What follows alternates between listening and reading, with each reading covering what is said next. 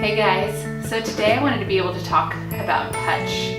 One of the things that I've experienced in my time working with clients around sexual difficulties or problems is that I've noticed a trend around rushing through the sexual process. If it's a couple who's been together a long time, there's some anxiety where the couple wants to be together, but something's holding them back from a place of fear, and they don't want the sexual experience to last long. There can be this idea of, I just want this to be a quick experience, or if there's sexual pain, you typically don't want to experience that for a long time. And so there's been this place of moving away from really slowing the sexual situation down and to a place of, let's just get through this. Some of that is our teaching around maybe a porn experience, and that's just how a lot of people have gotten their sexual education, and that's what we know about a sexual interaction. And so I don't know what it looks like to slow things down, because maybe I'm used to something that is more quick and intense. So today I wanted to be able to focus on touch, and I know if you've watched some of the other videos or talks that I like to talk about touch a lot, because I think it's important. This is what I find we tend to work on a lot in sessions. Touch, a lot of people, when they come in, we might do something called sensate focus, and that's a place of a desensitization, an in vivo desensitization exercise that you would do to get in the moment of really understanding what's holding me back from a certain sexual problem that I want to overcome from a non-threatening experience. So this touch exercise that I'm going to talk about today is similar to that, but when you do sensate focus, it's important to do that under a guided professional who can help process that with you. So this is a little different. So touching, what I like to say is, how can I slow myself down to create an experience where I'm getting to know my partner? So what does that look like? That looks like, let's say, where we are together, maybe naked or not, and I am focusing on my partner's, let's say, hand, which would be a sensate focus exercise, but we'll use that as an example. So if I'm focusing on the hand, I want to get to know my partner's hand. So I'm caressing, I'm not petting it, I'm not massaging it, I'm really getting to know the person's hand. So if you're married, maybe the experience whenever I'm touching my partner's hand is, I'm thinking about, what does that wedding ring mean to me? What does that symbolize to me? What were the vows that I created with my partner? What does our relationship look like now?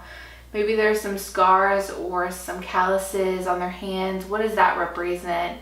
Maybe they work really hard and I want to appreciate what their hands go through on a daily basis. Or I've noticed that there are some scars here, or maybe some wrinkles that have happened. Like, man, we have lived a long life together, and that's really cool. What has that looked like? What has our relationship really come to? What have those years told me about this person? What does this hand really represent? And so getting to know your partner's body in that way is something that we tend not to think about.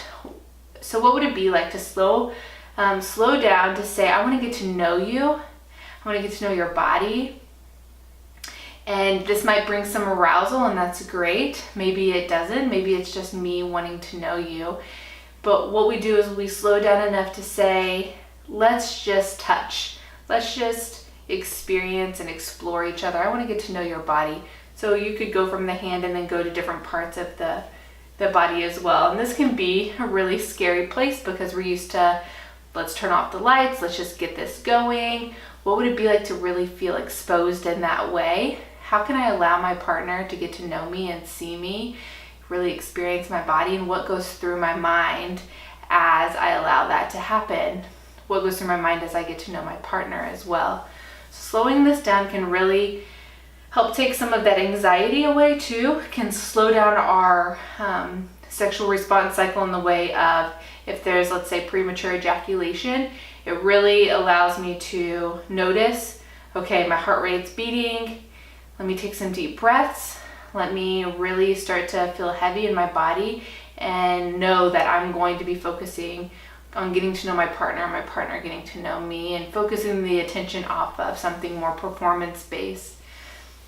So if we can go from a place of performance to experiential, that's really great, and helping reduce some of that anxiety or some of that sexual pain. How can I just be with my partner in a way of experiencing, exploring them in a way that's still connecting and bonding, that can reduce some of that fear as well. So if you're interested in the Sensate Focus experience, which does that touching piece, but in a more therapeutic processing way, I would definitely encourage you to reach out to a therapist who understands how to walk you through that.